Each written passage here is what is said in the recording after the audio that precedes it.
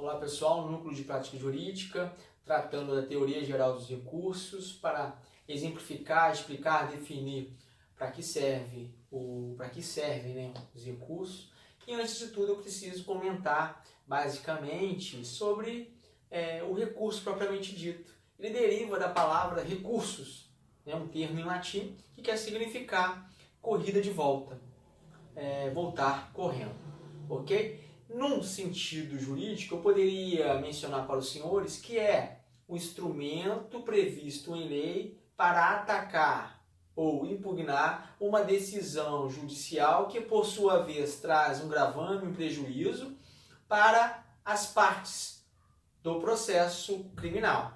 Quais partes? Ministério Público e Defesa, bem como evitando sua imutabilidade, que pode ocorrer devido à preclusão temporal. Essa imutabilidade da decisão judicial não ocorre quando você se utiliza do recurso no momento oportuno dentro do prazo legal estipulado pela legislação processual, o Código de Processo Penal.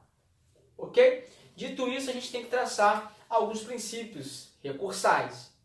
No primeiro momento, eu poderia ventilar sobre o princípio da taxatividade. Basicamente, é o quê?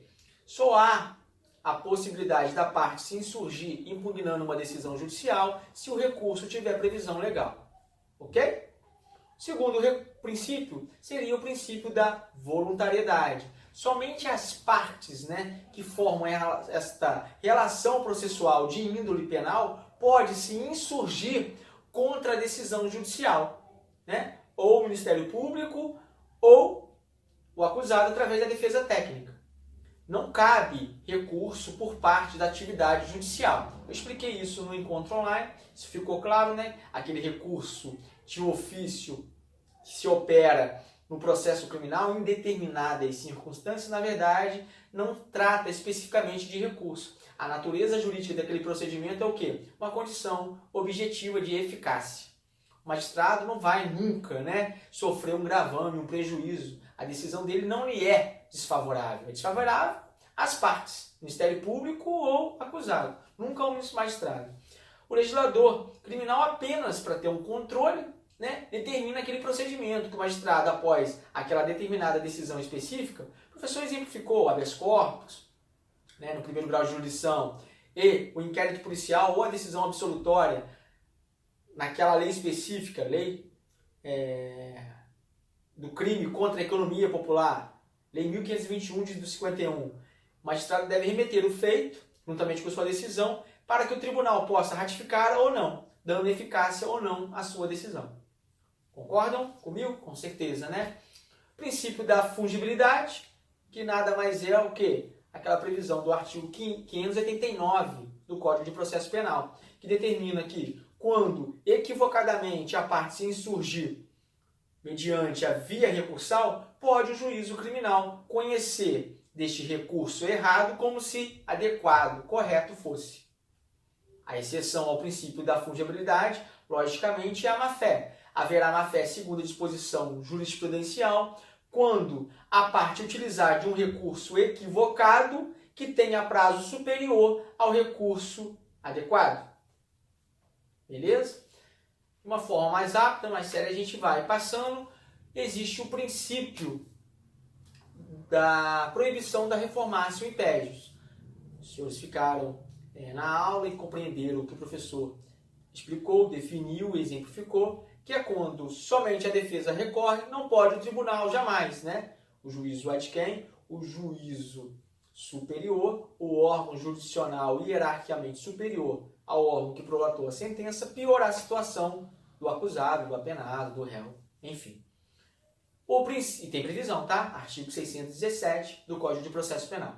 O princípio da proibição da reformácio impédios indireta é quando tão somente a defesa recorre para cassar, anular a decisão judicial. O juízo ad quem, concordando com a anulação, o processo baixa, volta da onde parou para o magistrado cumprir aquilo que foi feito de forma errada, houve um erro no procedimento. O magistrado está limitado à primeira decisão. Ele não pode jamais piorar a situação jurídica do acusado, do processado, do réu, porque tem um limite. A defesa que se insurgiu teve sucesso ao cassar sua decisão, anular sua decisão. Ok? Tem uma corrente, essa é a corrente majoritária. Tem uma corrente que discorda disso? Discorda. Por quê? Esse princípio da proibição da reformácia impede indireta não tem previsão legal. A defesa técnica tem que ter conhecimento da repercussão jurídica quando interpõe um recurso, né? Pode sim ter êxito no recurso, mas a repercussão jurídica, o efeito, pode sair pela culatra. Deveria, então, a defesa técnica cuidar do seguinte: olha o futuro, tendo um efeito negativo, é melhor você não recorrer. Mas o quê? Não tem previsão legal, a defesa deve cuidar desta dinâmica, né, dos efeitos da interposição desse recurso que serve para cassar a anulação. Enfim, basicamente é isso. Só que existe uma exceção. A gente tem a regra, né?